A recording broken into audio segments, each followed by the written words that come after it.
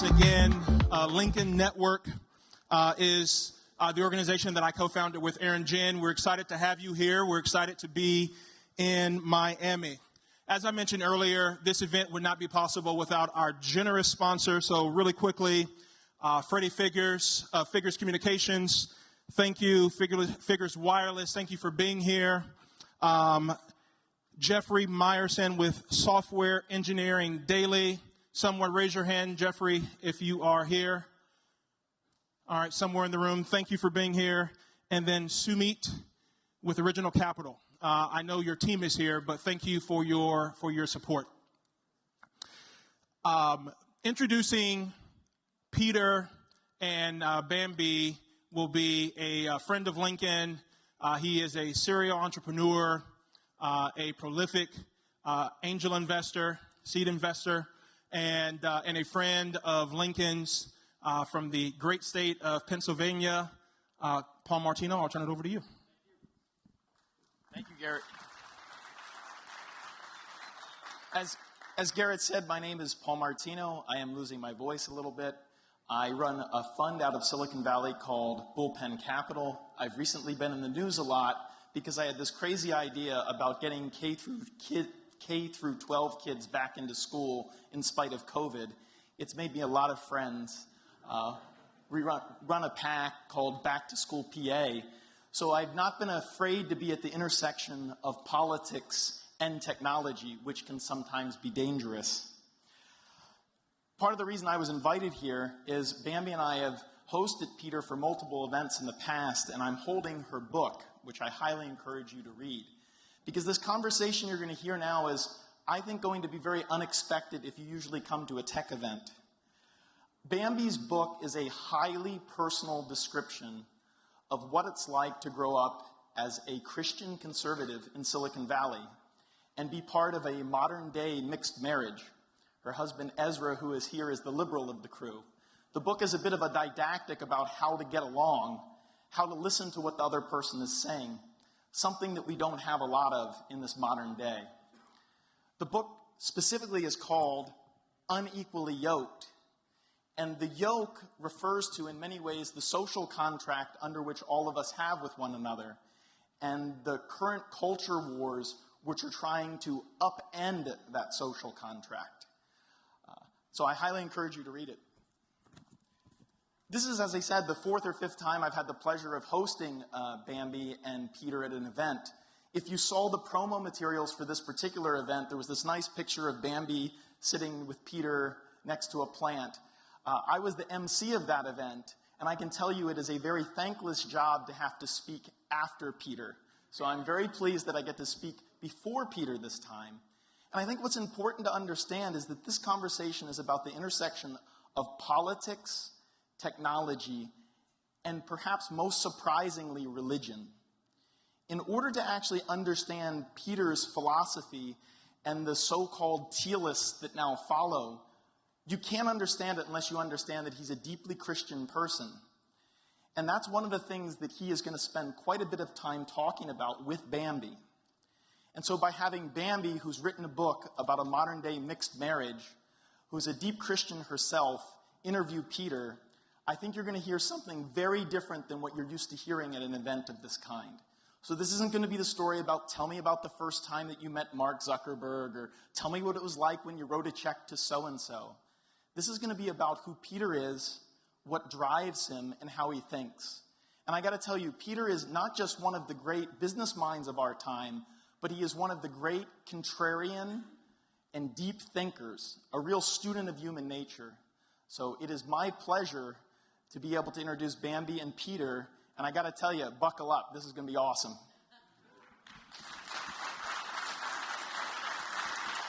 Great to see you again, Peter. Good to see you.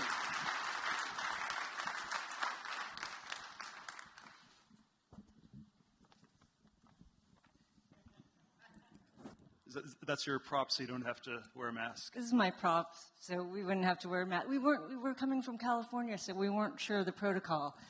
So we wanted to make sure that just in case we wanted to walk around, we just have a cookie, because then you're COVID immunity. That's actually not my idea. Apparently, college students are apparently walking around on college campuses without masks, but they have to have a cookie, because then they get a free pass. So, but we're not going to talk about COVID. We're going to talk about something less controversial: religion. So first I want to thank Paul. I also want to thank Lincoln for hosting this, and everyone here for wanting to hear this discussion, and of course Peter for wanting to have this discussion with me. Now, it's always tough to talk about religion. It's really fraught with risk that we are possibly going to offend someone, or maybe unquestionably we will offend someone tonight. But we have to talk about it because our Judeo-Christian foundation is what underlies our culture, our morality. And if we want to steward this country well, we have to understand the lineage of our beliefs. But unfortunately, society has become desensitized and sometimes hostile to our spiritual heritage. And a lot of that is due to our quest and our craving for rational and scientific explanations for our beliefs. And that's had profound impacts on our culture, whether it's how we understand the human condition, to how we define our identity, to how we define our relationships with one another, our social contracts. And Paul mentioned my book, Unequally Yoked. It is about our yokes we have with each other, and we're all yoked together in different ways. Man to society, parent to child, teacher to student, manager to worker. And all of these yokes are beautiful gifts. They're beautiful gifts that bring us together in this sort of combined and unified journey to build something greater than ourselves. See, our identity is more relational than we know. It's not that individualistic. But these yokes for so many people these days are starting to feel like burdens. And I think, as Paul mentioned, everybody wants to rip off their yokes. Everyone wants to tear apart these social contracts and start anew. And this is the culture war we live in. And in my book, I talk about how some people, or half the country, see this painting of the world they know, and it's fading in the past, fading away. And the other half sees this painting, and they think it's a fake, and it's not fading fast enough. So what about technology? What does technology do? Well, history has shown that technology has often made sweeping changes to our social order. And so just an example, in the 1500s to the Enlightenment, we had the Industrial Revolution, we had the printing press, we had the steam turbine, we had knitting machines, and all of this enabled the division of labor, expanded trade, made everyone more informed. And what happened was we went from a feudal system to a capitalist system. Now, you heard the last panel talk about all these new technologies. We are venturing into space. Virtual economy was birthed in 2020 in earnest. And how is that going to change our social order? How is that going to change? Will we move from a capitalist system to something different? So we're going to unpack that. And of course, Peter will be no less than profound, I'm sure. But first, we're going to start off talking about freedom, because we are here, of course, Peter and I traveled here from California. It feels a little bit freer. Let me start off with a quote from a very, very well-known philosopher. Let's see, where is he? Oh, yeah. His name is Draymond Green. Okay. He said, "You say we live in the land of the free. Well, you're not giving anyone freedom because you're making people do something. That goes against everything America supposedly stands for." Green, of course, is referring to the vaccine mandates. That's taking away the freedom from basketball players to play basketball in New York unless they get mandated. Of course, we have the Pharisee who lives in the governor's mansion in New York, who is invoking God and imploring all her apostles to spread the good news. And it's not the gospel. It's the vaccine mandates. And of course, in New York City, there's no freedom for children to pursue straight A's and be recognized. In Virginia, there's no freedom for parents to have a say in their kids' education. And not only should parents have a say, they have an obligation. And so, as I mentioned, we flew here from California, and California is the first state to have K through 12 mandates for vaccine mandates. And so that's one of the reasons why we're here. It's one of the freer states, as many of you heard in our last panel. So the first question I want to ask Peter is, how do you define freedom in Miami? And how do we maintain it? And I think Helen brought up a great point, is that unfortunately great people create these societies and attract all these parasites, and then it degenerates. So how do we keep it free? Well, this is sort of so multifaceted. It's hard to know where exactly to begin. But obviously, we have you have freedom has sort of many different dimensions. There's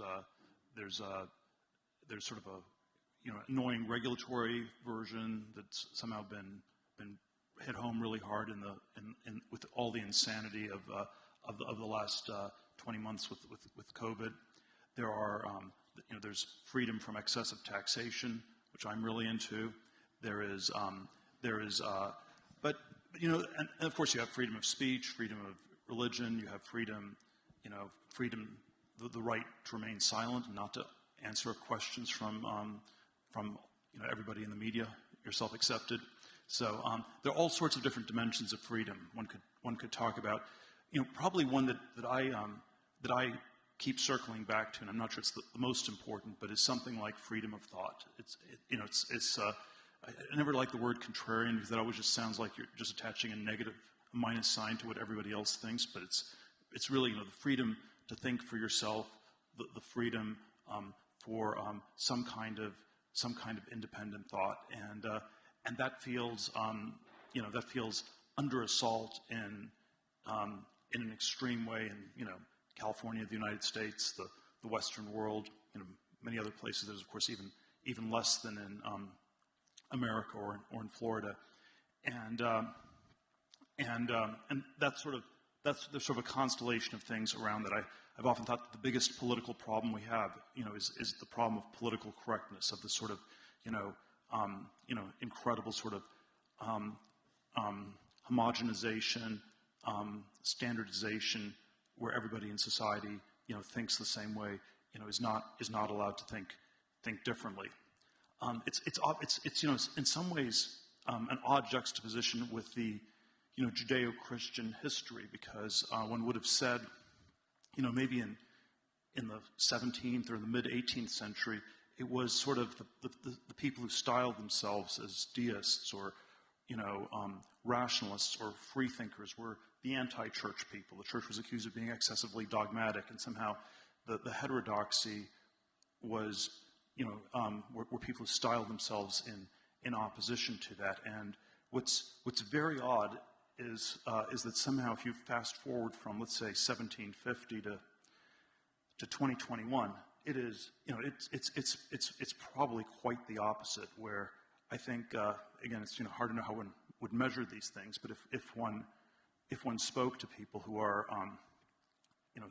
relatively Orthodox Christians, they are probably the most heterodox independent thinkers left in this country. And that's sort of an interesting, sociological thing, an interesting, just an interesting fact. I was catching up with one of my friends as a tenured professor at Stanford. I think he's one of the anti-restriction COVID health economists, and has sort of just been, persecuted, or sort of just, don't want to exaggerate it, but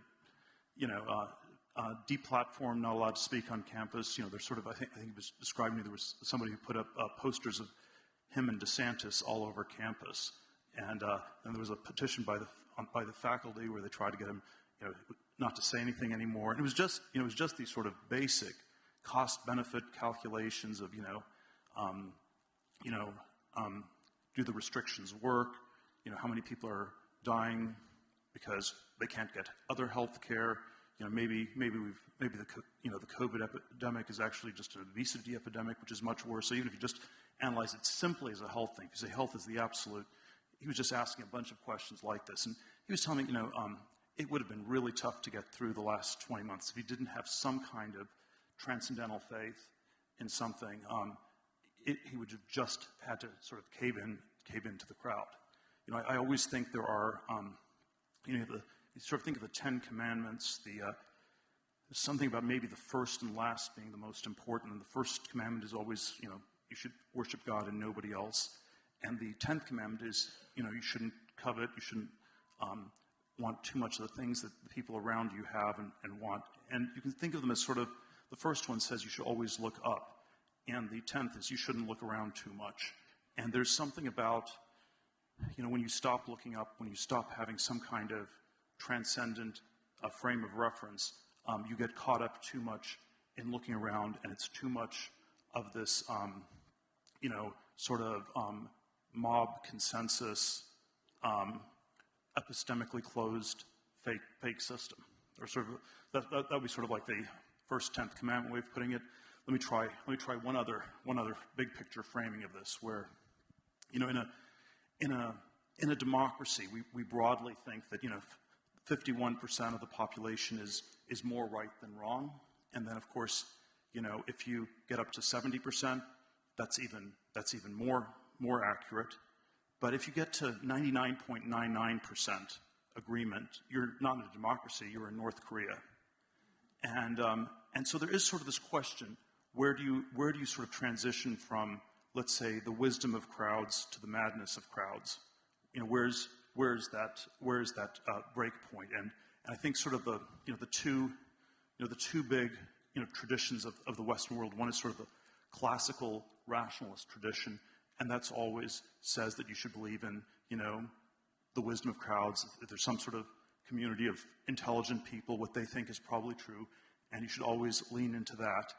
And then I do think the Judeo-Christian tradition is always sort of the more is the opposite of it, where and you can correct me if I'm wrong about this, but I believe every single occasion in the Bible where there's unanimity, the unanimity is always wrong.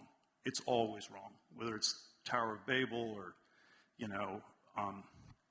various stories of everybody abandoning Christ. So reason tells us you should believe in wisdom of crowds, and Revelation tells us you should beware of the madness of crowds. And there's always a question, where does reason end and where does revelation begin? And I think we're in a world that's leaned a little bit too far into the wisdom of crowds, and any corrective of that would be very healthy indeed. And we're just getting started, and it's great to have this forum because I see a lot of writings about Peter. I'm going to mention a couple here, and sometimes I look at them and it's like reading a profile about Jesus written by the Romans. They just don't understand at all. So we're going to try to tease that out of Peter here. Because there's been a lot written about Peter, particularly his influence in Silicon Valley and how that will carry over to the country. So here's one from the New York Post. Thiel is, quote, almost impossible to understand. May 2021 in the New Yorker, it says Thiel and the Thielists are a through line from the party's recent past to its likely future. So basically, it's the future of the party. If Silicon Valley culture that you shaped is the future of the GOP party, then you talked a little bit about freedom, but what are your thoughts about freedom and democracy?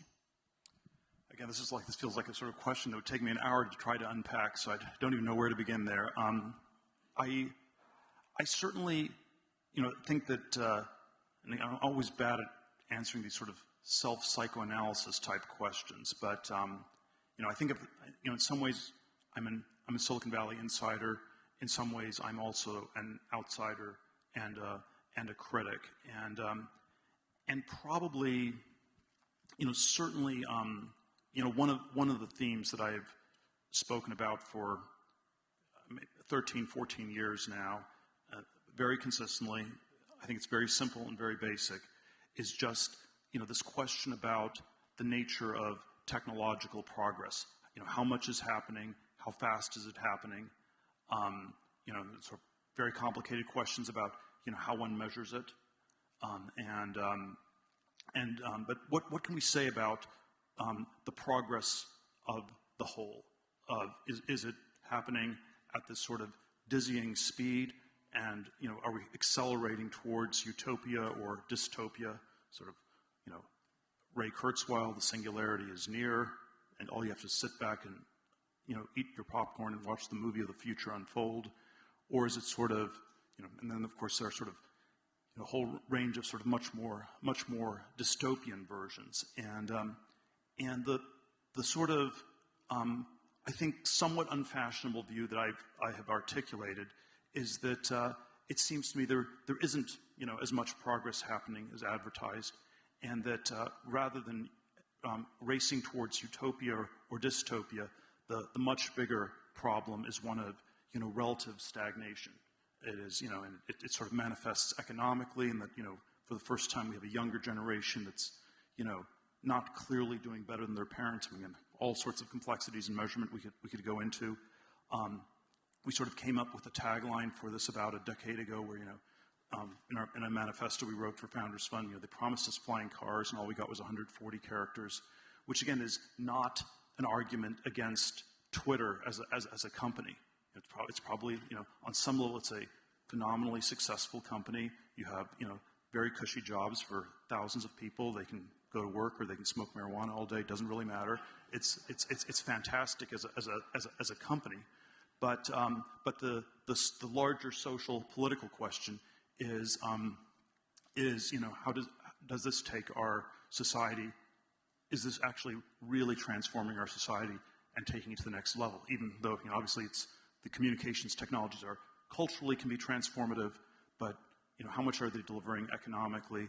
And is this really as dramatic a future as, say, going from the horse to the car, or indoor plumbing, or if you had a choice of getting rid of jet travel and going back to horses than cars, and getting rid of indoor plumbing, and you match that against getting rid of, let's say, the internet.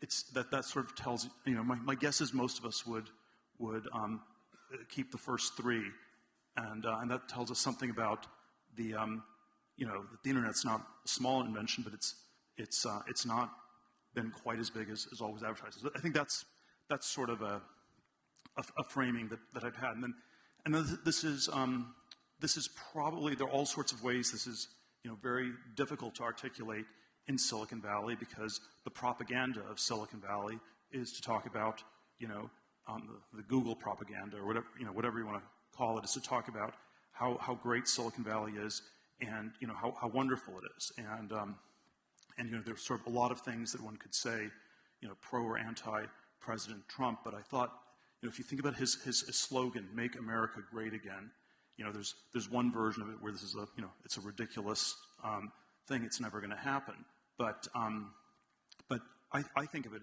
as somehow the most honest and pessimistic slogan of any presidential candidate in 100 years, because it's saying we're no longer as great a country as we claim to be, and then it's of course taken extremely personally in a place like Silicon Valley, where people think they're building a great future, and you have to sort of understand the slogan as having been sort of a direct existential challenge, and in a way that people were offended in New York or Los Angeles, but nobody on Wall Street or Hollywood really believes they're making the country a better place, and so it was much more offensive to Silicon Valley, but I think that I think instead of simply being offended, it would be constructive to try to actually ask the question, what parts of technology are actually accelerating and progressing really quickly, what parts are transformative, and then where are we stuck? And I can sort of riff on that a lot more, but yeah. No, I want to talk about technology and innovation, but I want to also stick with democracy and freedom, because you talked about stagnation, and in some ways maybe we could be afraid, or maybe we could be okay that we're just stagnating, because as Helen mentioned, it could get worse. But I want to read this quote quote, "From our recent experience, it is clear that the traditional liberties of speech and opinion rest on no solid foundation. Time and energy that should go building and restoring are instead consumed in warding off the pinpricks of prejudice and fighting a guerrilla war against misunderstanding and intolerance." That's very appropriate for today, isn't it? Yeah. So look, there's a lot that one can say about democracy. I always think it's somewhat of a loaded word. I'm probably mildly anti-democracy in all these ways. But of course, the point you could say in the U.S. is we're not supposed to be a democracy. We're supposed to be a republic, and then not even a pure republic, but we're supposed to be a constitutional republic. And so there's always some distrust of simply having sort of voting plebiscites in this country. It was sort of a somewhat healthy distrust of the mob. That being said, the thing that I think is an important function of democracy and of voting generally is as a sort of check on our elites. And the question one has to ask is how good a job the elites have been doing. And I think that's what a lot of the debates about how much democratic participation, how much are average people supposed to participate in the larger debates in our country. The inverse side of that is this question about how good a job our elites have been doing, and I again sort of come down on the side that they've done a pretty bad job. And democracy obviously doesn't mean just voting for the Democratic Party.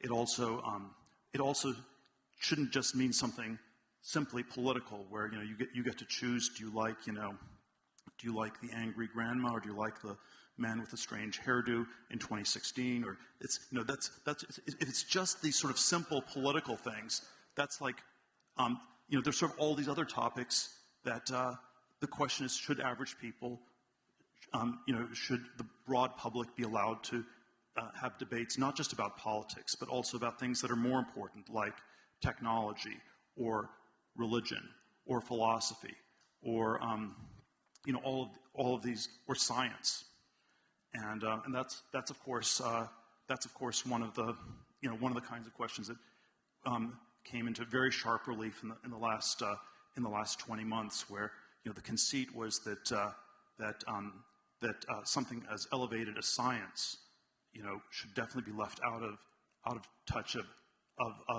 our average citizens. They shouldn't be able to think about these things, and I guess my at least mildly pro-democracy thing is that I think the experts were pretty bad and found to be pretty wanting, and that it's probably healthy not to maybe you can be pro-science, but you should definitely not believe in science with a capital S. Right. And there's a criticism of democracy, too, that, and by the way, that quote that I quoted was from 1922, so it's 100 years old. And that was Walt Whitman. And so his critique on democracy is, and as you were talking about, are people well informed? Or are they hearing propaganda? And that's Walt Whitman's problem with democracy, is that it can't be a democracy if people aren't well informed, because the news is all propaganda. Yeah, but again, I think if we set the debate too much in those terms, then you are simply going to let the elite, the administrative state, the deep state, whatever you want to call it, it will be allowed to do whatever it wants.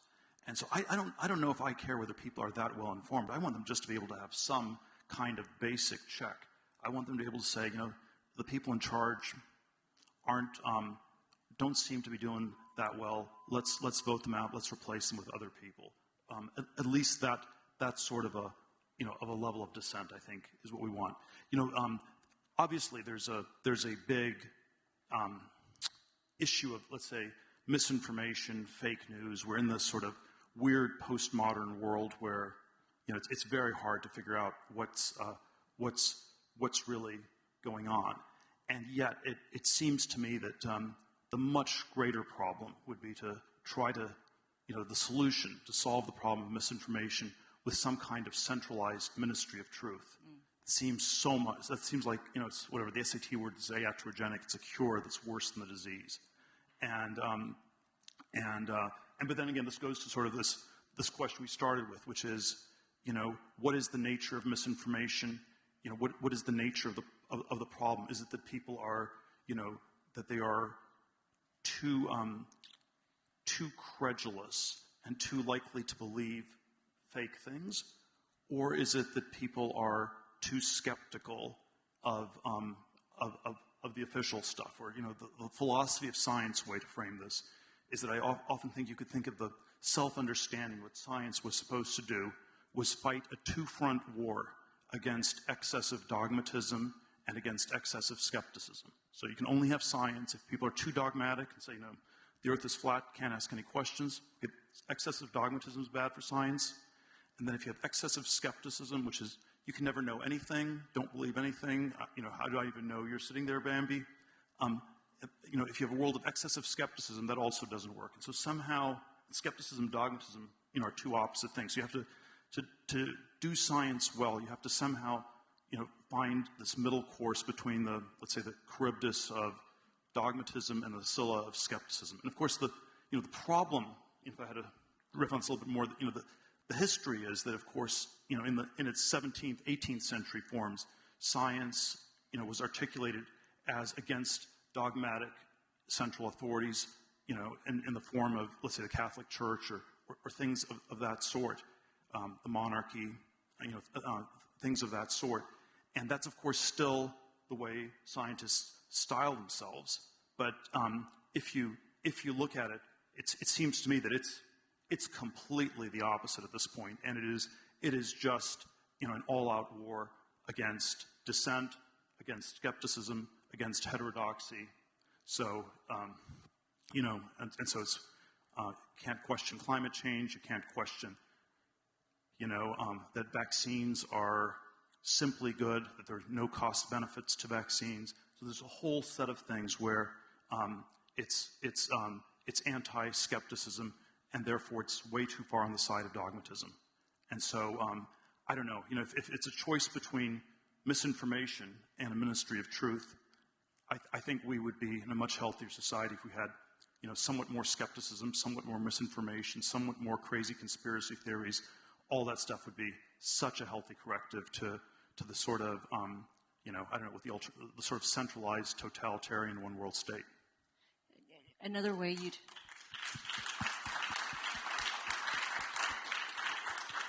you frame this, and we've talked about this before, is this is the woke culture.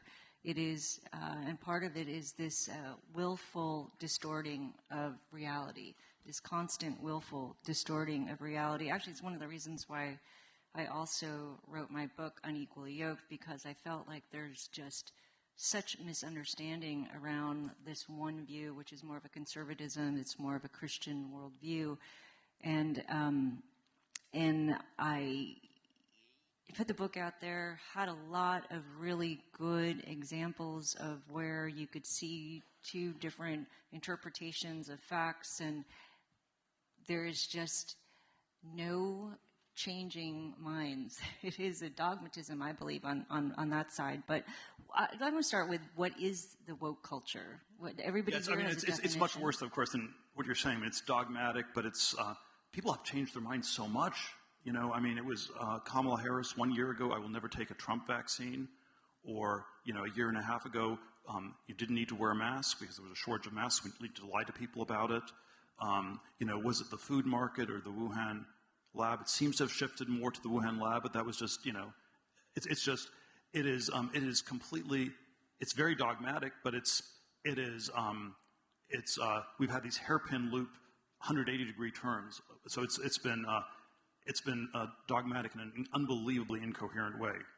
But yeah, I think one way of getting at it is always this question of whether, this, whatever you want to call this new culture, is it sort of, again, is it excessively skeptical or is it excessively dogmatic? And the excessive skepticism thing would be that it's, let's say, relativistic. It's a form of, in moral relativism would be sort of the ethical expression of excessive skepticism. You can't know anything, and maybe, and then the excessive dogmatism gets expressed politically or ethically as a sort of totalitarianism. And this is why, even though there's probably some very interesting link between, a relativistic questioning of all truth and a sort of totalitarian dogmatism, it seems to me we should always frame it as, much more totalitarian than relativist, much more dogmatic than skeptical. It's, there's always sort of a question of how to link it historically. I think people have often described the woke thing as a kind of religion, and I think we should, be much more specific. And this is where, maybe we disagree a little bit on this, but I think of it as actually a specific form of Christianity, or maybe a specific, maybe you could call it a Christian heresy. That's maybe too strong, but it's sort of a very specific sort of thing that can only happen in a very sort of Christian society, where if you lose faith in Christ and the resurrection of Christ, in one sense, in theory, everything goes. I mean, you can become a Nietzschean Superman. You can sort of become a relativistic person who just plays video games in a basement. I mean, there's sort of in theory, everything goes. Ayn Rand, all these different things. In practice, the overwhelming tendency seems to be towards something like politically correct wokeness, hyper-Christianity, communism, different things like this. And I would suggest that there's nothing that new about it. I think it was the social gospel in the early 20th century. I think it was communism in the 19th century, and maybe Marcion in the 2nd century. And what animated these things was always some idea like we were going to be more Christian than the Christians, if you sort of had to articulate it as one way. And so to use communism as an illustration, it would be that maybe in the Middle Ages, two most important attributes of Christ were, his divinity. Maybe the second most important was that Christ was poor. And anytime you saw a poor person on the street, it might be Christ in disguise, and how you treated that person you'd be held to account at the last judgment. And then, in some sense, the move that Marx and Engels and Tolstoy and people like that made, in the 19th century was, the Christians aren't doing enough for the poor, and we're going to do even more. And we're going to have heaven on earth, and we're going to be prepared to kill millions of people to show how serious we are. And we're doing more. And then I think there's a social gospel version of this, and probably there's something about the Judeo-Christian tradition history where it always takes the side of the victim. It's Cain and Abel versus Romulus and Remus, same story, different perspective. Genesis, book of Genesis, you take the side of Abel against Cain and the whole community. In the Romulus and Remus story, the founding of the first city, the history of the world versus the founding of the greatest city of the ancient world. Case of Rome, it's Romulus is right, Remus gets killed. The city is right, the individual is wrong. So there is sort of a way in which I think of Judaism and Christianity as the anti-mythology. The standard mythology would be told from the perspective of Egypt. We had these troublesome people, and the troublemakers were finally driven out. But it's told from the point of view of the Jews. And then of course there's a New Testament version of this too. And so there is something that is I think essentially Christian about this concern for victims, and then there is something about that can get weaponized and radicalized, and that's why I think something like the woke thing won't happen it doesn't happen in, let's say, I don't know, I'm not sure there really are any parts that haven't been impacted by Christianity, but it's harder to be woke in, let's say, Saudi Arabia, or in maybe Japan is the developed country that's sort of the least Christian. So it's kind of hard to be woke in Japan or in Saudi Arabia, where you haven't been influenced by these ideas for centuries to quite the same intensity. Yeah, no, this is where Peter and I somewhat disagree, but maybe it's just nomenclature. But I do believe it's recurring. Like you said, we've seen this movie before. But I believe that it's very anti-Christian. So you think, and we're talking about the woke religion or woke culture. So it certainly has lots of roots in Marx and historical materialists. Marx believes that matter is primary, consciousness is secondary. So everything starts from a material base, and how we create that material base is based on economics. So how we structure ourselves in society around the production of goods, and that in and of itself is an ideology. And those in the ruling class create that ideology. Those in the ruling class create that morality. So to me, I see whoever's in the ruling class, again, this is the Marxist view, is the class that creates that morality. So it's very malleable. And the woke culture, they also believe that the human condition is inherently good. So that's very Freud, very Rousseau. It's not about, it's about the systems, it's about the parents, it's about anybody but yourself. If we change the economic structure, then you could be a good person. But for Christians, we're inherently broken. We're inherently broken. Evil lives inside of us. It does not exist outside of us. And so to me, I see this woke culture and religion as extremely anti-Christian. Sure. All of those, it can both be anti-Christian and hyper-Christian, or an intensification of certain Christian ideas. And so I think as Solzhenitsyn has said, the line between good and evil doesn't run between classes or parties or groups of people, but it runs through every single human heart. So certainly, if you say that we're all prone to doing evil things, that none of us are perfect, that leads to a very different perspective, where from evil is just attributed to certain classes or certain groups. So in that sense, the woke thing is anti-Christian. I would say it is an intensification, though, because so much of the language is this highly moralizing language, and maybe it's a hypocritical form of Christianity. It's virtue signaling, but it is. And of course, I think something like this happened with mainline Christianity in the 20th century, where the mainline churches in the U.S. basically, you sort of think they traded theology for politics, and nobody would go to church, but they would sort of feel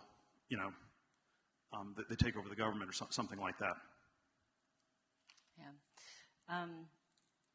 You touched on earlier, which you said it is Christian in a way that it's well, you didn't say it was dogmatic, but it is dogmatic. But it also embraces victimhood, because Christ was the one who introduced that, and Christianity is anti-mythology, as you spoke of. I want to talk about victimhood culture, and I think everyone's aware that we live in this victimhood culture.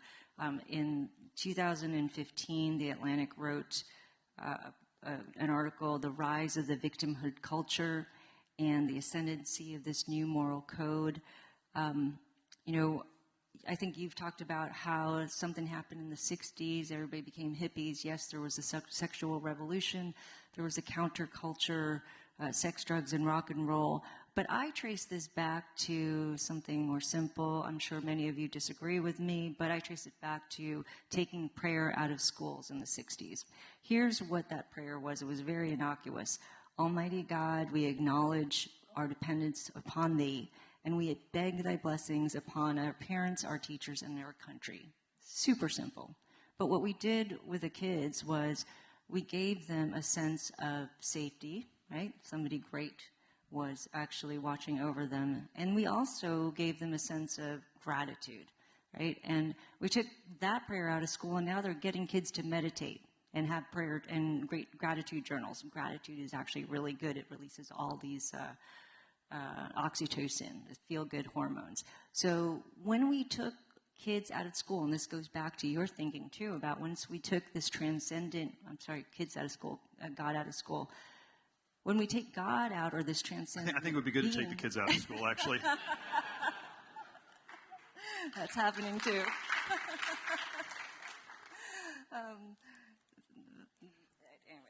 It's a Freudian slip, but we'll talk about psychology in a little bit. Our school is okay, thank goodness.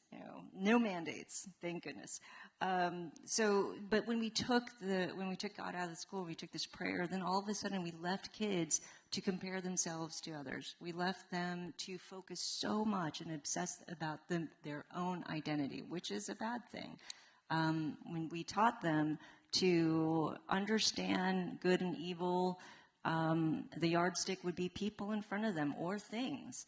And groups. And so then we saw this creation of safe places because, well, you had to be saved from some evil outside of you because it didn't exist inside of you. And of course, these people have grown up. I think Helen touched on this a little bit, but, Jonathan Haidt wrote about this in his book, The Coddling of the American Mind. This safetyism culture, George Will called these bubble-wrapped children. Now they've grown up because Jonathan Haidt wrote about them. They were in college, 2010. Now they're in college, and now they're working in the workforce. Now they're in government, and now they're trying to create safe places everywhere. Right? They want to be safe. We want to save people from eviction. We want to save people from unvaccinated. So we have this safetyism culture now, and it comes back from taking prayer out of school. Well, but let me not I'm not going to go on that topic, but let me try taking this in a slightly different dimension where there is obviously one way where you can describe Marxism or wokeism as somehow reductionist and materialist, but I think we should also think of them as some ways ideological or spiritual or something like this. And one of the ways I always think of this is that in July of 1969, we landed on the moon, and then 3 weeks later we had Woodstock. And with the benefit of hindsight, that's when technology stopped and progress slowed down, and the hippies took over the country. And the shift, and I think there was a way in which the sort of technical scientific impetus. There was something about the Apollo space mission that was probably somehow more materialistic. It was about rockets and fuel and getting the calculations right, not making any mistakes, and making sure there was enough oxygen in the spacesuit. And there was something about the hippies that was actually, this weirdly anti-materialist move. Or to put it in another dimension, it was a shift from exteriority to interiority, and that. I think there's sort of all these different ways that we've moved into ourselves in the last 50 years, and it's certainly true of yoga and meditation, and there's probably a version. There probably are all kinds of psychological, psychopharmacological, psychedelic, parapsychological types of interventions. The line I always like to quote is from Milton's Paradise Lost. It's the mind is its own place, and of itself can make a hell of heaven and a heaven of hell. And this is it's what Satan says when he gets sent from heaven to hell. It doesn't matter. It's just a state of mind.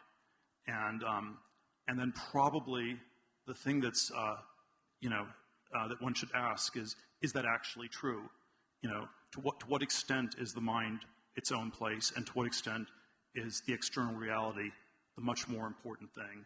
And I tend to think there's something about the sort of shift to interiority as something that's been sort of both overrated, unhealthy, crazy in all these ways. I had a set of conversations with Jordan Peterson a few years ago where I always thought he was way too psychological, and it was, or maybe you can, maybe a way to talk about psychology is that psychology was developed in the early 20th century as how do we, if you don't have external things, if you don't, maybe an external thing is God or religion or something like that. If you don't have external things that encourage people to be good, how do you create internal mechanisms to make people good, or to, for people to control themselves or to be controlled? And I think of psychology as something like that, and then we can get into a much longer discussion. does it work at all? Or, if it works, is it more good than bad? And I think it's sort of like an interesting, complicated history where it probably always gets advertised as personal transformation. You go see a psychologist, and it will be a way for you to personally transform yourself. So you don't believe in religion anymore, but the psychologist will do this.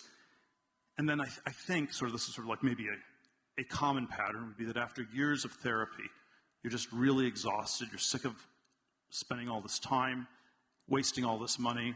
You kind of dislike your therapist. You're bored with them.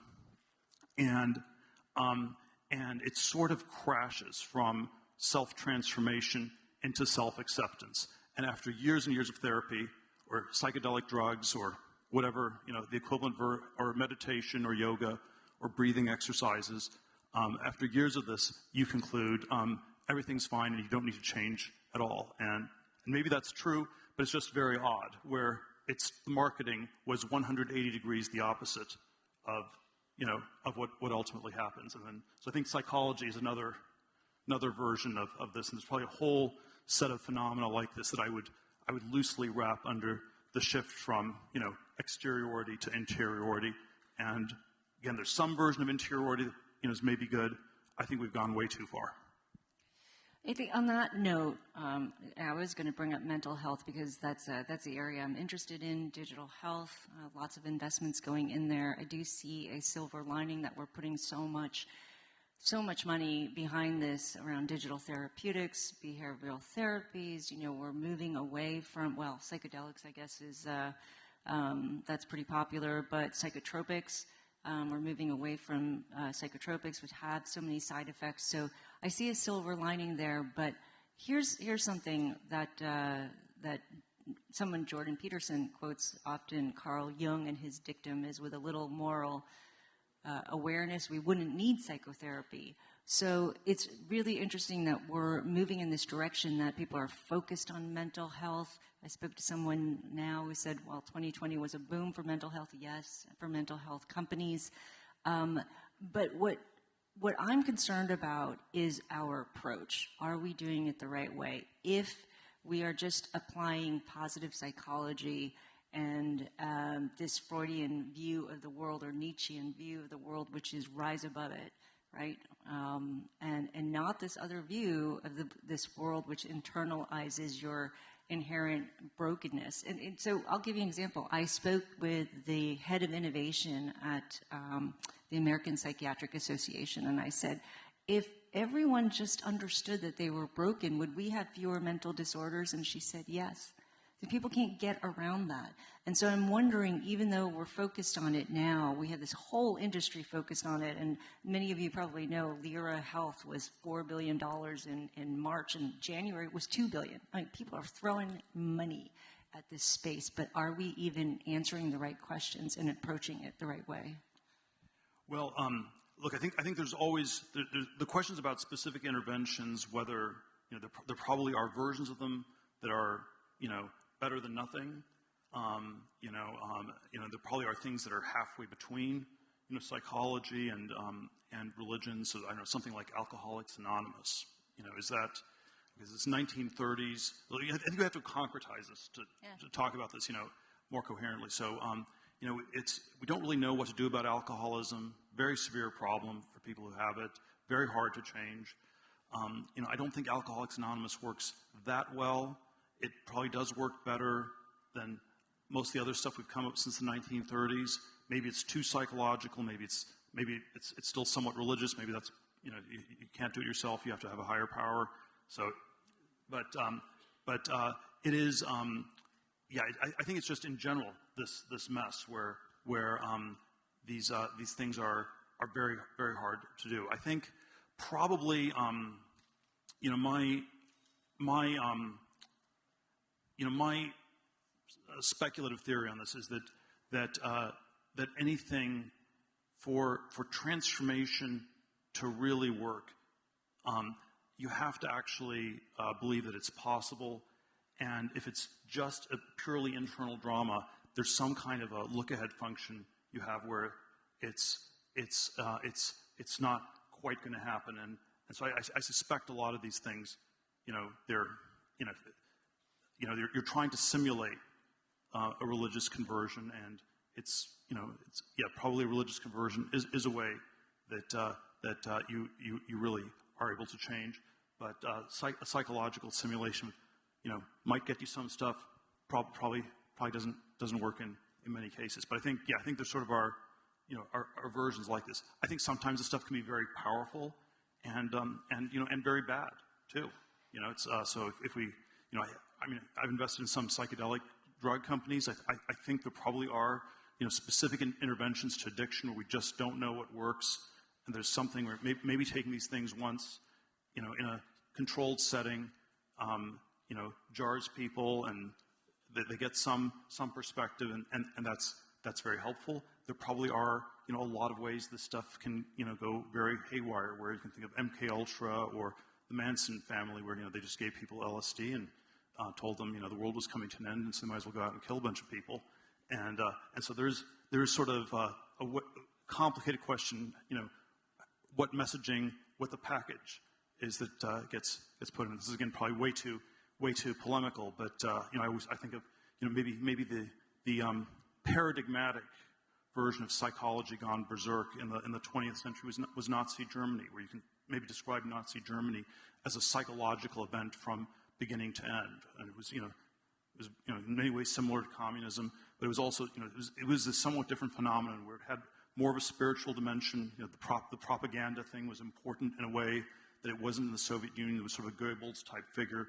You had nothing equivalent to that in Stalinist Russia. So there was this sort of incredible psychological or psychopharmacological dimension to it, and it somehow started with convincing everybody that you're going to take over the world, and then at some point everyone became convinced that they all deserved to die, and they both were sort of partially self-fulfilling prophecy. So it was powerful, but definitely more evil than good.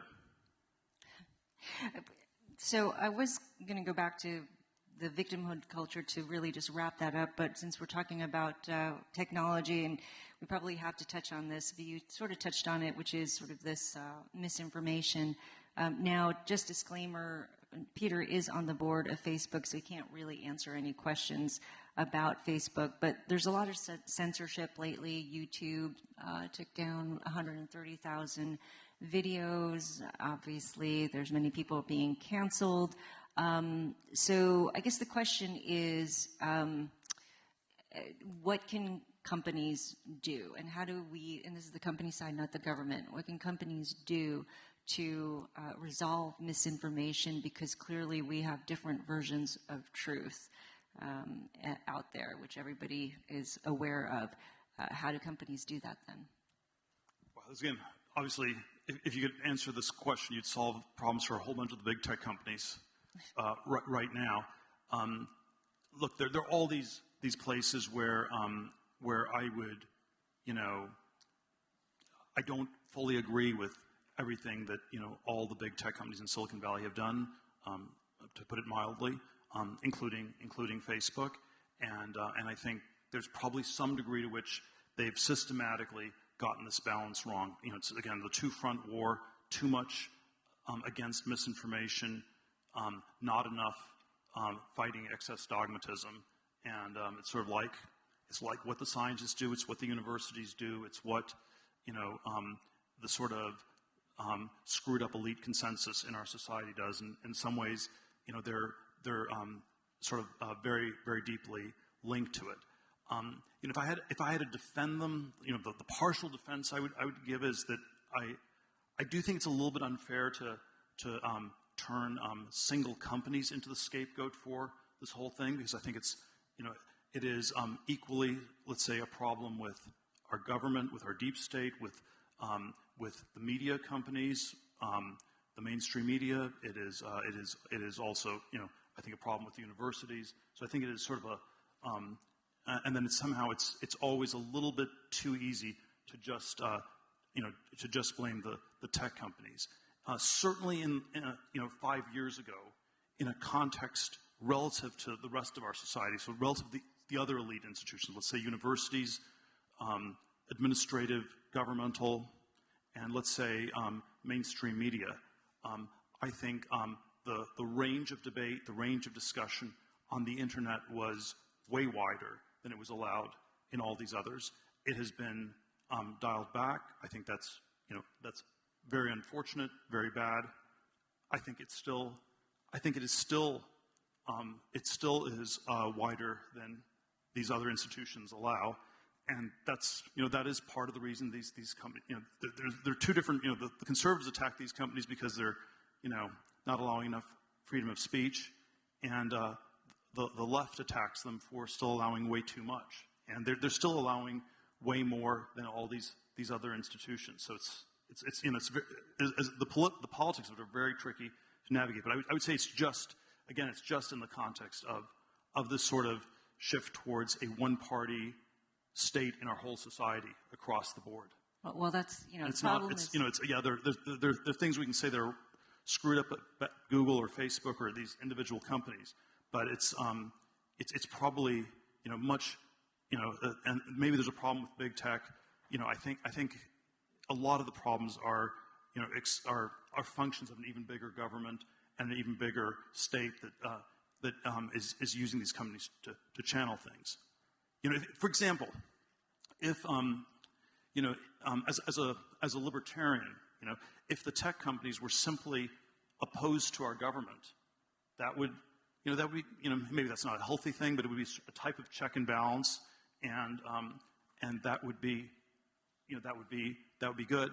It's in practice they end up under pressure from a whole bunch of different state actors in the U.S., other countries to skew things towards the governmental line, and the technological, the sort of example of a dissenting technology where I think it is purely anti-governmental and in a way that's very different from, let's say, big tech is something like crypto, where it's always this, I think there's always this question about why is Satoshi's identity unknown, and it's because, well, if we knew who it was, the government would arrest him, and maybe some very, very bad things would happen to him. And I have a whole speculative history of that e-gold was the precursor to Bitcoin, and e-gold was the sort of encrypted anonymous gold certificates that you could trade. They had servers distributed in Dubai and Iceland, all over the world. But it was a company with officers based in southern Florida, we made them interchange. I met them on the beach in Anguilla in February of 2000, and it was we're beginning the revolution against central banks on the beach in Anguilla. We're going to make PayPal interoperable with e-gold, and we're going to blow up all the central banks starting right now. 3 months later, there was sort of a lot of fraud. We disconnected e-gold. They sued me for libel. It was all sort of an adversarial relationship. We settled. You never negotiate with terrorists except in every specific instance. We gave them some money, made them go away. That was 2002. But fast forward to 2008, and the people sort of got arrested, and I think they didn't go to jail, but they agreed to just not do this anymore, to shut down the company and go away. And I think that my sort of theory on Satoshi's identity was that Satoshi was on that beach in Anguilla, and he saw e-gold, and Bitcoin was the answer to e-gold, and Satoshi learned that you had to be anonymous, and you had to not have even a corporate form was too governmentally linked and gave the government too many hooks, and so you had to have an algorithm that was not a corporation, and you had to have a person who was completely unknown, and it's even the same. It's a computer word and a money word: Bitcoin, e-gold. That's what I think technology that really challenges the state would look like, and certainly the big tech companies don't quite look like that. Well, we talked about big tech and misinformation, but there's also government, which I think there's a lot of. I think you're right that there's a lot of demonization around these big tech companies. It's really around capitalism. And we've had a lot of those accusations around big pharma. We've had a lot of those accusations around tobacco companies. But with big tech now, it's misinformation. And I actually like sometimes some government intervention in some cases, like if you guys are from New York City, do you remember Bloomberg kind of banned those big sodas? I thought that was pretty good for kids. But largely I don't really like government intervention, and in this case I think it's actually not a good idea because, as you mentioned, it would be sort of a form of ministry of truth. And so with regards to misinformation, I'm not quite sure we should have government regulation, even though some people are calling for it. Yeah, again, I won't repeat what I said before, but yeah, it's just Ministry of Truth sounds much worse than, a problem of some misinformation. I'll take all the, QAnon and Pizzagate conspiracy theories every day over the Ministry of Truth. Let me see what else. Yeah, but I think that not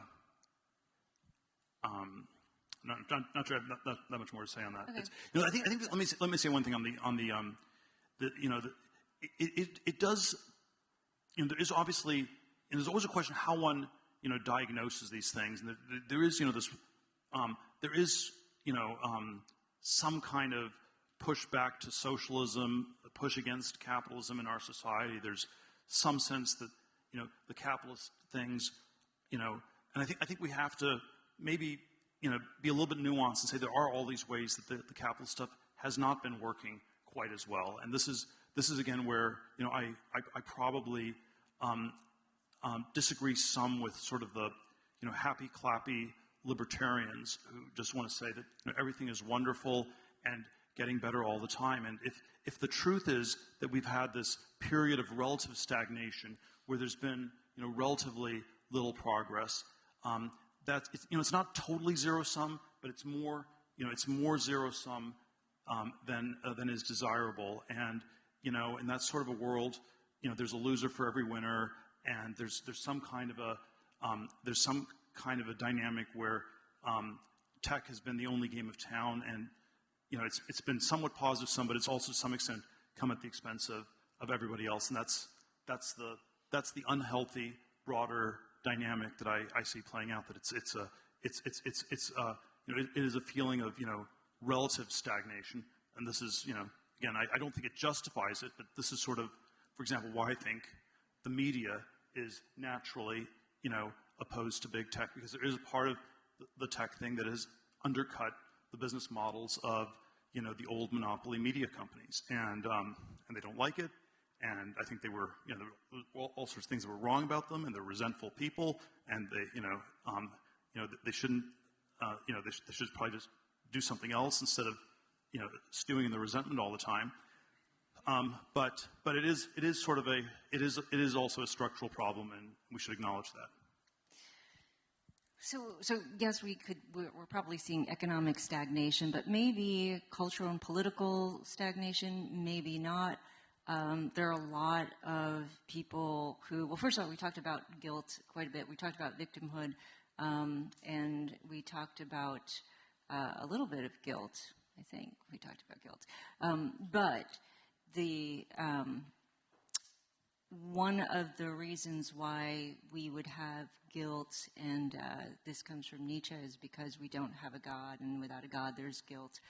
And Nietzsche also said that without a God we would be either closer to hopeless nihilism or totalitarianism. And I talked to a lot of people on sort of the left of center who would say that we're nowhere even near totalitarianism on the left. AOC is just a fringe character, and that's just a fantasy. So where do you think we are? Well, I always go back and forth on this, because there is certainly a part of all the, tale told by an idiot full of sound and fury, signifying not very much, that is, the hate factory that is much of, let's say the internet,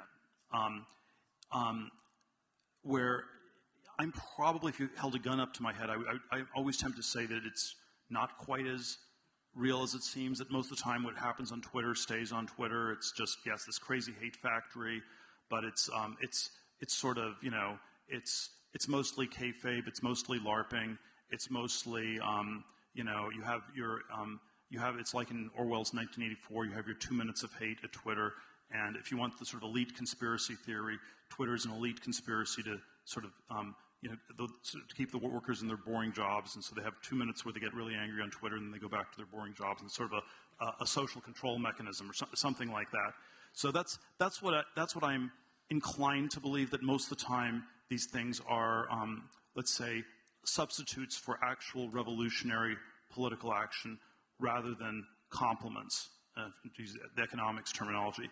However, just to take your side of it, the other side, there is some chance that I'm wrong about this, and if I'm wrong, you have to do something earlier rather than later, and probably the lesson I take from the 20th century is that if we're going to use a precautionary principle, we should, it often gets used with AI or with climate change or all these things where, there's a chance something's going to go really haywire and you have to stop it before it becomes real. I think if there's a place for the precautionary principle, I would put the number one place for it, incipient totalitarianism.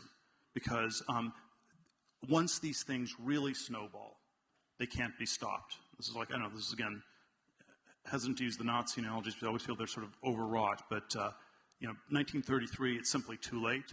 And then, 1923, Mr. H has just, a few followers, has a ridiculous-looking mustache. Everyone thinks it's silly. And, 1923 was your last chance to stop it. And so there is probably, there is something where I am in favor of a very intense fight against all forms of incipient totalitarianism because, it's hard to know exactly what the odds are of it snowballing. Once it snowballs, it's simply too late. Yeah, and I'm seeing these incipient signs in education. And we saw that now the FBI is investigating parents, calling them, what are they calling them? Domestic terrorists for getting involved in schools or their kids' education. As I said, I feel like it's a parent's obligation. I would probably really like to see prayer back in school, but that's probably dogmatic, though it would do wonders for character building, I believe. But so short of putting prayer back in schools and having some sort of monolithic educational program, it seems like we have to, your idea is to expand choice, maybe give vouchers to people to determine where they want to send their schools. What should we do with the education system? Well, again, I'm always much better at analyzing problems than telling you what to do about them. So, I feel like I've been guilty of this, all afternoon here in some ways. So just maybe just acknowledge. Look, the school system is bad. It's been bad for a really long time. Maybe it's healthy that all this stuff is happening now because it's more transparently bad. It's probably, I don't know, probably critical race theory, is silly and ridiculous. But not learning how to read or how to do math, was maybe equally bad, worse, almost as bad. Take your pick. And so yeah, one of the things that's important is to somehow puncture this educational bubble in any way we can, and that's probably the first step towards solving it. I continue to think that there's one way in which there's a very severe K through 12 problem, because that's sort of where we can sort of obviously see it. It's the brainwashing starts. It's very there's all these sort of problems about K through 12 education. I probably still find myself focused as the core of what I believe to be the enemy are the universities, and there's a way that it's the dominance of the universities that somehow needs to be broken, and that sort of all the deformations of K through 12 can be thought of as rationalizations or systematizations of just tracking the kids to get into college. And so if you don't change the importance of universities or change the universities or break them, I think the K through 12 thing will always be some sort of a losing battle. I mean, maybe politically correct woke talk, like it's not. I don't think it's true. I don't think it's helpful in life. But if all that matters is when you're 18, what college you get into, if that's all that matters in life, then these K through 12 schools are doing their job by not teaching math or reading, but just indoctrinating people in wokeness. So I think the universities are the core problem. The analogy I've used before is that they are in some sense, at this point as corrupt as the Catholic Church was, 500 years ago on the eve of the Reformation, and you can sort of just transpose, all these theological categories onto the university system, where we have a system of indulgences in the form of, exponentially rising student debt, 300 billion in 2000, 2 trillion now, keeps going up very, faster than, nominal GDP or inflation or whatever you want to compare it to. You have the sort of you have this clerisy of professors who seem to not do very much, and the sort of corrupt clerical class. You have a theory of salvation. The soteriology is that if you don't get into a good college, you will end up in a bad place. You go to Yale or you go to jail. So there's sort of a whole theory of soteriology linked to it, and it's, of course, it's universal. It is a single unitary form of truth, and in that sense, it's in some sense the atheist church. It's this the successor to the universal Catholic Church in a way, but it's the atheist church, and that's, I have nothing against atheism or the church, but the atheist church is too much.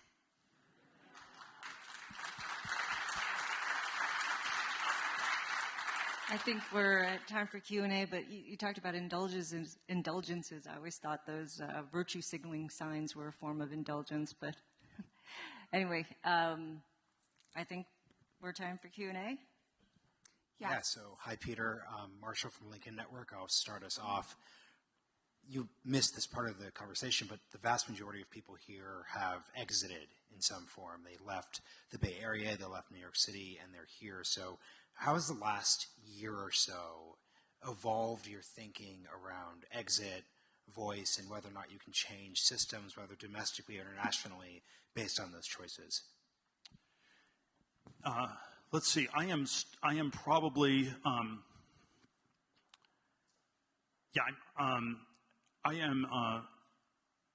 don't know. I'm probably very schizophrenic on it, to be honest. Where on the one hand, I think politics is important. It's like the air we breathe; it permeates everything. And there's some part of that where you want to be engaged. You want to be participating in it. And then at the same time, it also is just extraordinarily toxic in all these ways. And yeah, I think that. I found myself thinking a lot about the exit versus voice dichotomy, and I'm probably about 80% exit, 20% voice camp, which is probably an incorrect number. It should be like 100 and 0, but I'm probably 80-20 exit over voice. I did a mild version of this in 2018 when I moved from San Francisco to Los Angeles, and it felt very, very drastic at the time. And then there were all these questions people asked, why did you move to Los Angeles? What was so great about it? And I think there's sort of answers I can give, but I think the honest answer is somewhat more negative, and I think we should be willing to simply be negative, which is I didn't move to LA.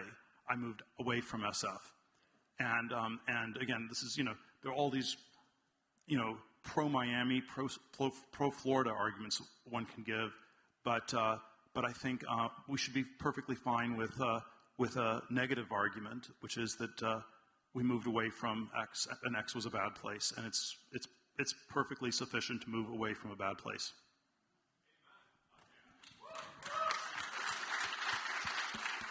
And I would just like to thank everyone who submitted questions. We have let people know, but hopefully we will have extra time for additional questions. So.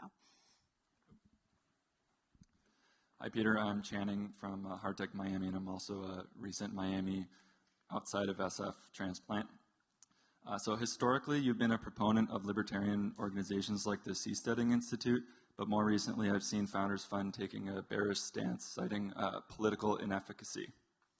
With increasing decentralization through technologies like crypto, Substack, or podcasting like Joe Rogan, the unbundling of education, and new political figures like Blake Masters, what technological trends would you like to start or accelerate to change our country's culture for the better, and what existing trends do you worry will change it for the worse? Thank you. Yeah, I could probably spend an hour just trying to answer that question, but I still think there's a lot to be said for just political decentralization, and the thing that I think is what I still see as the incredible silver lining of this last 20-month crisis is that people have been able to move, and maybe San Francisco, maybe New York will rebound. I am hopeful that the sort of the bubble of the megacities is over, and that, there had been something generative about these places. There had been these positive network effects, but at some point it went way more from the 51% democracy to the 99% North Korea direction, and at this point, just decentralization is healthy. There were all these versions where 2 years ago it felt literally hard. It was the seasteading thing felt hard because are you really going to get a critical mass of people to move? This was one of the early seasteading efforts in the 2000s was this Sealand project, which was a radio tower in the North Sea, where 8 very committed people moved into an abandoned radio tower in the middle of the North Sea with no shower and 6,000 square foot of living space in the whole country. And they were sort of cut off from the rest of the world for 6 months while it was sort of stormy weather in the North Sea, and they were extremely committed. But there was something about that did not feel scalable. At this point, I'm much more hopeful about the decentralization than I was, a few years ago. Certainly, as a venture capitalist, it seems like you can. It's much easier doing things, and there probably are all these versions where it's simply going to work. The technology question. I guess one extreme formulation on technology is always the technology is neutral. It's not an intrinsically good or intrinsically bad thing. I'm not sure that's quite true. I do think that they have technologies have a certain valence, and the two extreme technologies in my mind are that I think if we say that crypto is libertarian and that it is fundamentally a force for decentralization, then I think we should also be willing to say that AI, especially in the sort of low-tech surveillance form, is essentially communist. And so if you want to frame it as a technological race between freedom and totalitarianism, or decentralization and centralization, I want the crypto decentralized world to work, and I'd like us to, not sure sabotage or outlaw AI. That doesn't sound very libertarian, but I would like those people to be less psychologically motivated and to think about how they're working on the technology that's going to destroy the world, and maybe that will demotivate them and they'll work on it more slowly. Peter, you should probably talk about psychological. Power of positive thinking doesn't work, but power of negative thinking I think does work. So that's a sort of psychological intervention that might work. You should probably talk about how AI can be complementary too, though. So we can advance AI as long as we can make it complementary to what we're doing. I think that's what you're interested in. Well, I don't really know how to actually think about it. There was certainly a Silicon Valley debate about AI, 6-7 years ago, where it was about AGI, artificial general intelligence, was sort of somehow this superhuman intelligence that would be indistinguishable from God for all practical purposes. And I was struck the other day how that debate has actually just disappeared. And, there was an extreme intent, Elon was, you're summoning the demon, and then, Larry Page was working on building it with DeepMind at Google, and then, Elon's not talking about it anymore, and Larry's off to Fiji and doesn't seem to be working on it quite as hard anymore. And so and then it's sort of an interesting question, why has the AGI discussion, completely collapsed? And the speculative answer, I would give you is, there's always these, metaphysical, philosophical questions. Is it possible? Can you actually replace humans with AI? Or is it complementary? Or is it a substitute? What is actually possible? But I think the disturbing thing that's happened is that basically AGI, if we say that we get to this artificial general, it's not even, maybe it's wrong, it's not even wrong. And it's not even wrong because maybe you get to AGI in X years, but on the path to AGI in X over 2 years, you get to surveillance AI, a communist, totalitarian technology, facial recognition used to control people, that will be used by a small number of people to control lots of other people. And one of the side effects of the surveillance AI is that it will be used to make sure nobody builds the AGI. And so if you're worried about AGI, it's like it's a psychological form of displacement where you're, or it's like a magic trick where you're not actually paying attention to the thing that really matters. And I think somehow that's gotten, much more into the consciousness on some level over the last 6 or 7 years. Obviously we could speculate maybe there's some pathways to get to AGI that don't go through surveillance AI, where it's complementary or it's somehow orthogonal. It doesn't seem to be that way because there's always, this talk about big data, and you get the big data by surveilling all these people and monitoring them and knowing more about them than they know about themselves. So it has a sort of, extremely totalitarian, anti-Cartesian kind of a feel to it. And so if, all paths to AGI lead to surveillance AI, lead through surveillance AI, and if surveillance AI will be used by some people to control other people and also used to not build AGI, then maybe all we should be worried about is surveillance AI and not AGI. And I think that's the shift that's happened. There's sort of a rationalist undercurrent in Silicon Valley, which I was peripherally involved with 15, 16 years ago, where a lot of one of the core issues was friendly AI, and how do we build this this friendly AI? And it sort of struck me, it's all sort of gone from utopian to Luddite.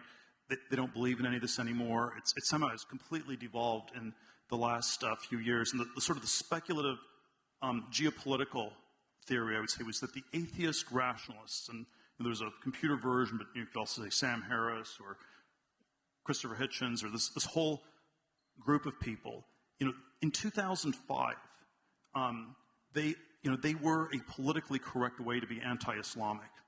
And it was maybe a cowardly way, but it was, you were against this bad, irrational God, and that's sort of against Judaism, Christianity, and Islam, and then it's really Islam that's in practice, the one you're against, but it sort of was a politically correct way to be anti-Muslim. And there was sort of some need for that in 2005, and it had a certain amount of resonance. But, the problem in 2021 is not, fundamentalist Islam. The problem is Chinese totalitarian communism. And they have nothing to say to the CCP. And AGI, the AGI didn't look like, AI didn't look like it had something to do with the Taliban, but it does look like it has something to do with the CCP. And that's why if you're talking about AGI in 2021, you're probably just an apologist for the CCP. But that's an ad hominem argument, but I think it still has some legitimacy. Hi, I'm Erica Gemma. Hi, Bambi and Peter. You guys are awesome. I'm over here. Sorry. Yeah, sure. Okay. Hi. Sorry. Hi, everybody. All right, I'm Erica Gemma. I founded the first Bitcoin Center in Miami, and I now have a Miami-based blockchain venture fund. I have two questions. The first is, who do you think is Satoshi, now that you said you know who you think it is? And then the second is, what is the top criteria you use when investing in projects? Are there any specific questions you always ask a startup to gauge if they're a good fit? I'm always, well, I've speculated in who Satoshi is a great deal. I didn't say, I just said that I thought that, that Satoshi had, had been on that beach in Anguilla, and there were like 200 people who were there. So it was one of 200. I haven't gone back and looked at who it was, and that's the direction I would explore if you were to try to figure it out. But I think certainly my libertarian bias is I'm pro Satoshi, and I somehow feel speculating on it more is taking the anti-crypto side, and so I don't actually want to speculate on it too much beyond the basic narrative I gave. I don't know. I'm always anti-formula, anti-system, anti-formula for investing in companies. So I know that it's the I think it's Anna Karenina, where it's all happy families are alike and all unhappy families are unhappy in their own special way. And I think something like the opposite is true of companies.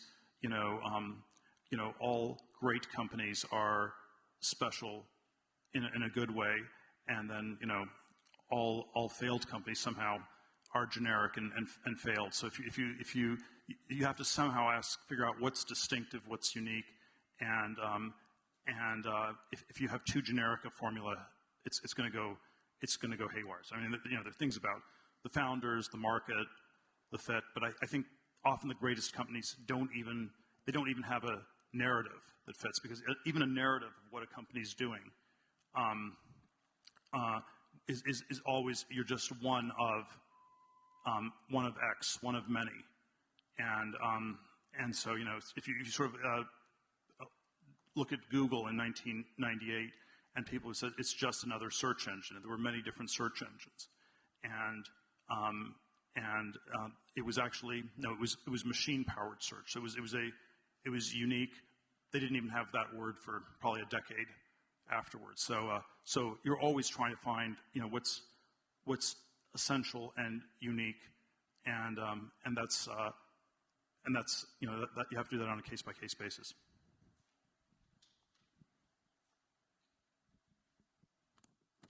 Hi, Peter.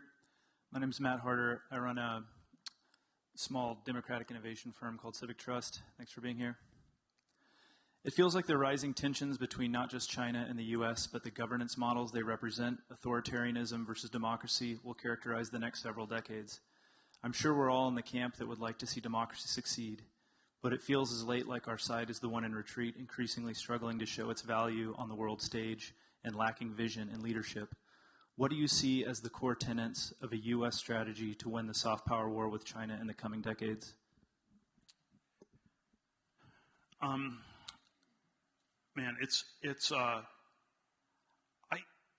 there's so many different versions of this, but I would say maybe just to disagree with the framing of the question as the first part of a strategy is that if you frame it in overly historicist ways, where if you say that China is destined to win, or it's on the winning side of history, or conversely, it's this completely screwed up system that it's just going to collapse under its own weight. I think both extremely pessimistic or extremely optimistic ways of framing it have the same effect of being anti us needing to do very much. And so extreme pessimism, there's nothing we can do. Extreme optimism, there's nothing we need to do.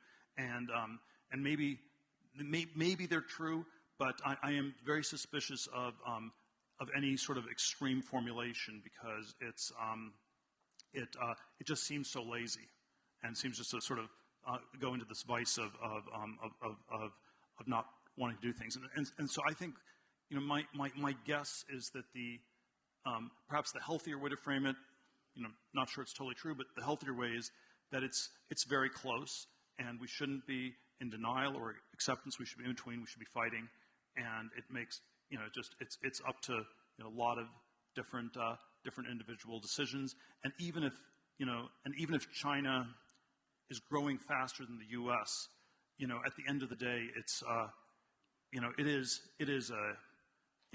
also we're a somewhat autistic country. China is a really autistic country, and it is extremely uncharismatic.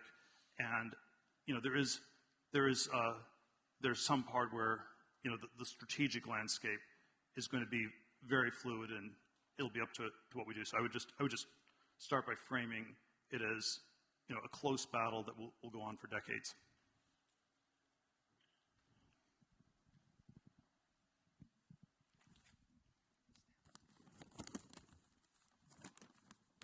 Hi there, thank you. My name is Robert Winston, and I'm here with NetChoice.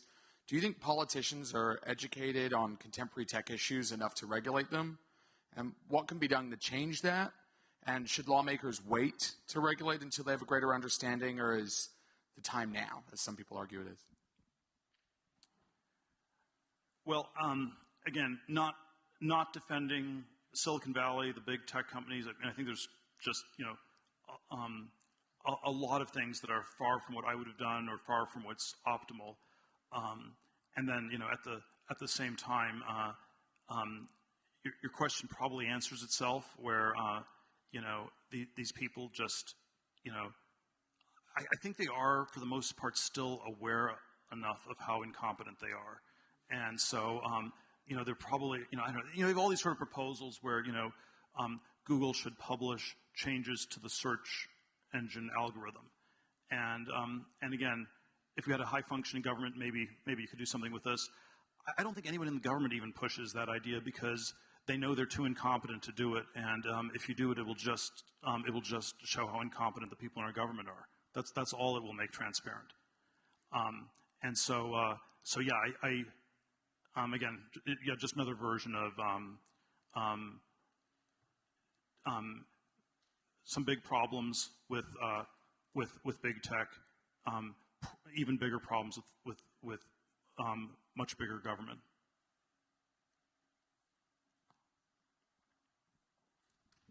Hi, Peter and Bambi. Nice to meet you. I do have this question for the both of you. It's going back to the conversation you were having earlier.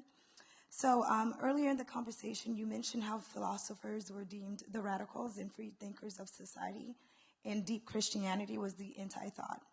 You also mentioned how the pendulum have kind of flipped to where deep Christianity beliefs, especially within the last 20 months, is now the leader of free thought and considered the radicals of society. In a good way, of course. With that in mind, one second, what do you think deep Christian parents of this modern society should do to take back control of their children's education? Should we go back to a traditional homeschooling model? And if so, should we as a society also dial back on modern feminism to allow parents to take back control and actually teach their kids? Do you want to? I have 4 kids, so I guess I'll start. I think you should take back control, and I think we've never should have let control go. I think that now that we've had social distancing and distance learning, I've realized how much I didn't know what my kids were learning, and I was grateful for the opportunity to actually see what they were learning. And I'll give you an example. My son had a report that he had to write about all of the great leaders in this country, and he was in 3rd grade, by the way.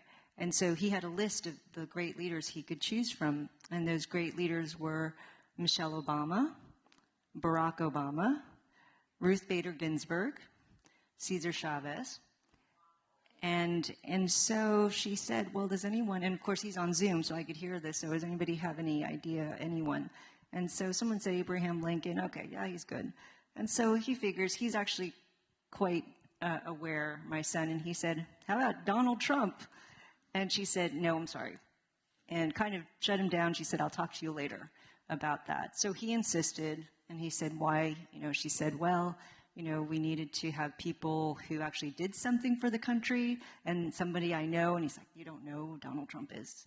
And so he ended up having to write, he was able to write his story, and basically he wanted to say that, look, school is about giving thoughts, new thoughts, and Donald Trump has done a lot for education. I guess a lot of it, she basically was saying, she was trying to get out of him writing about Donald Trump. So it was either somebody who had to support liberty or somebody who had to support education. And so he rattled off all the things that Trump had done for education. So she basically said, okay, you can write about him.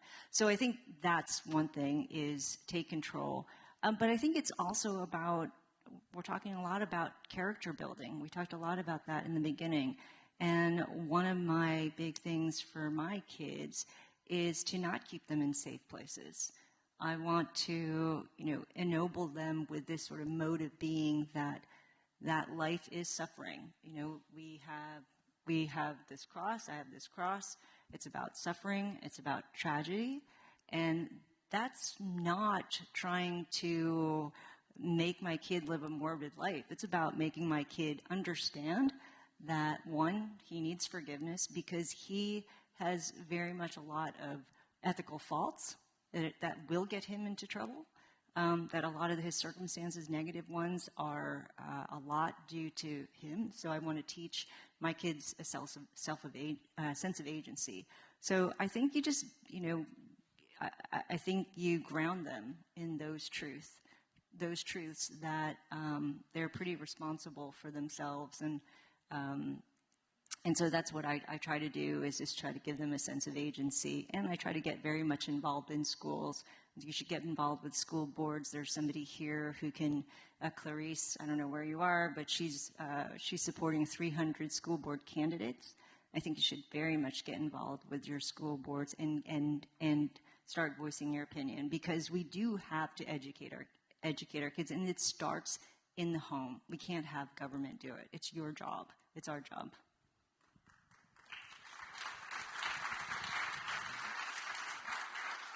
Yeah, I'm probably still on the 80% exit, 20% voice side. So yes, I think people should, they should show up at the school board meetings and scream at all these people, and it's probably will do some good.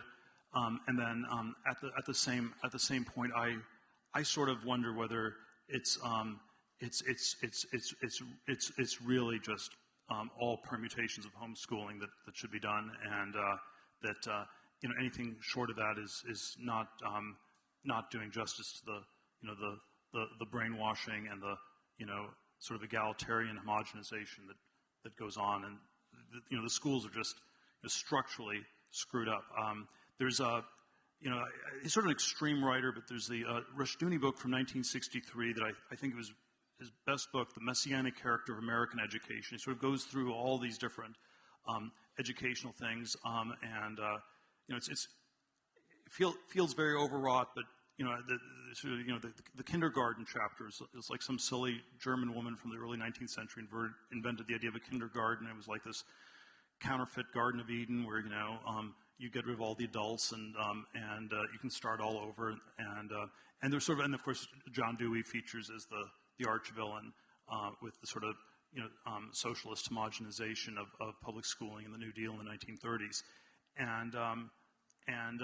Yeah, I sort of wonder whether it's, again, yes, use your voice, scream as much as you want, but be ready to exit too.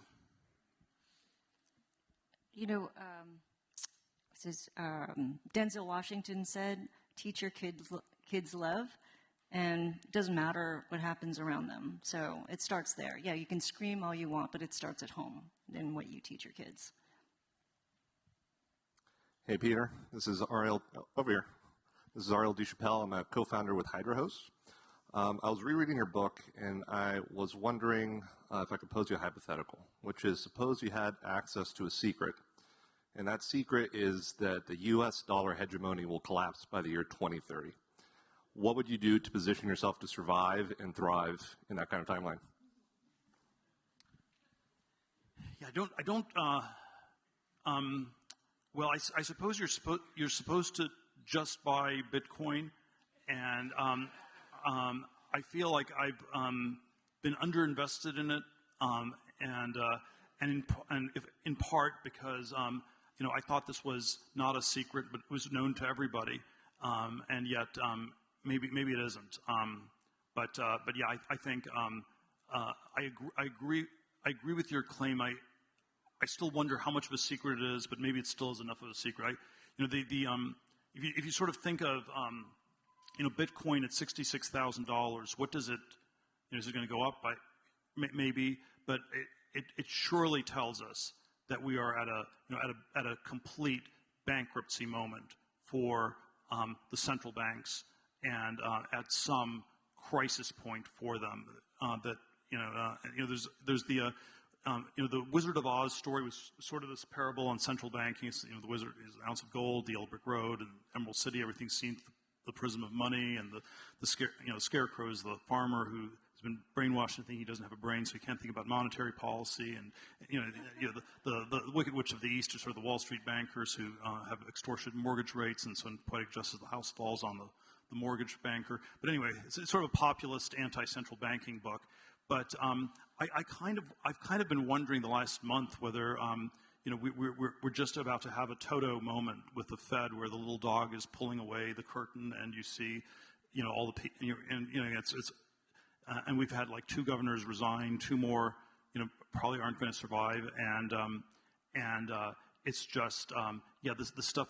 The sausage making factory doesn't work when you have YouTube videos of what's going on in the sausage making factory, and we're at an absolute crisis moment for the Fed. So I think the answer is probably still to go long Bitcoin. And then my only hesitation is that it seems to me that this is a secret that's already known by everybody. But agreeing with you then, I've been wrong about that for a decade. Bambi, closing words? Actually, my closing words was actually going to ask Peter one final question to wrap this up. So I think Peter touched on this before, which is that when I said that the elites are dogmatic, he said not so much because they're constantly changing their minds. And I feel it's because their identity is wrapped up in the narrative, or the identity is their idea. And so they're hyper dogmatic. It's just not stable. So it's not stable, right? Because their identity, it shifts with the narrative, I think. So my question to you is getting back to religion and culture, and also sort of understanding your positioning and what motivates you is where do you get your identity? How do you define it? Well, I'm always so bad at even answering these questions. I think even identity is always this strange word that it means 2 opposite things. It means your identity is that which makes you unique, and your identity is that which makes you identical, the same as other people. And so sort of the insanity of identity politics is that you can use identity as meaning same, and you can use it to mean different. And when a word means A and not A, you can go anywhere you want to with it. But I would say that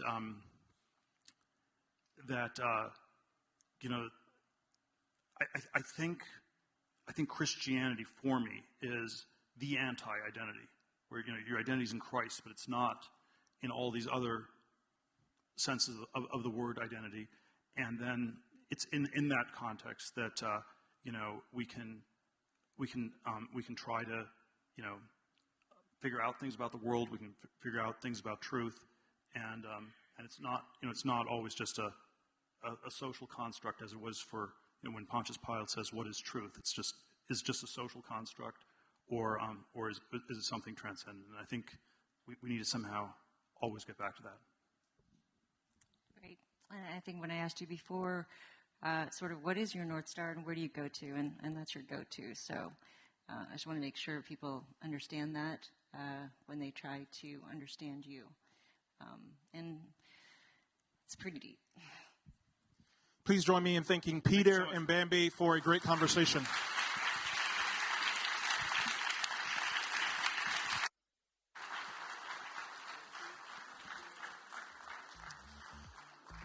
If you exit the same door that you came in and go to your left, directly behind us are some great drinks and opportunities to meet each other and continue the conversation.